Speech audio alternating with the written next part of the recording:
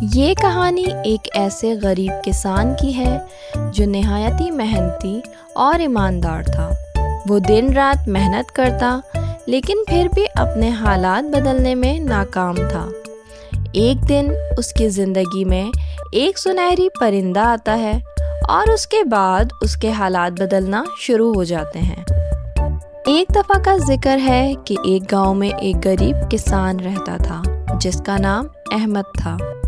اس کے پاس تھوڑی سی زمین تھی جس پر وہ محنت کر کے اپنی روزی روٹی کماتا تھا۔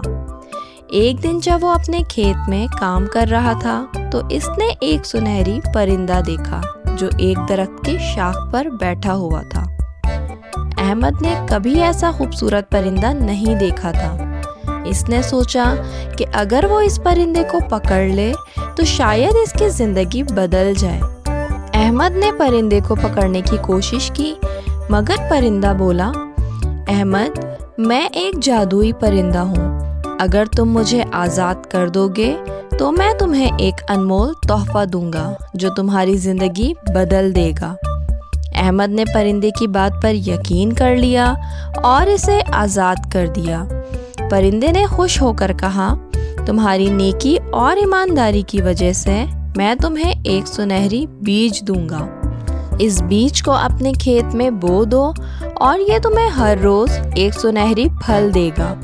اکبر نے پرندے کا شکریہ ادا کیا اور بیج کو اپنے کھیت میں بو دیا۔ کچھ دنوں بعد بیج سے ایک خوبصورت درخت اگا اور اس پر سنہرے پھل لگنے لگے۔ ہر روز اکبر کو ایک سنہرا پھل ملتا جسے وہ بازار میں بیچ کر بہت سارا پیسہ کماتا۔ احمد کی زندگی بدل گئی۔ وہ اب غریب نہیں رہا تھا اور اس کے پاس بہت دولت آ گئی تھی، مگر اس نے اپنی دولت کا استعمال ہمیشہ اچھے کاموں میں کیا۔ وہ اپنے گاؤں کے لوگوں کی مدد کرتا اور ضرورت مندوں کو سہارا دیتا۔ اس کی نیکی اور ایمانداری کی وجہ سے لوگ اس سے محبت کرنے لگے۔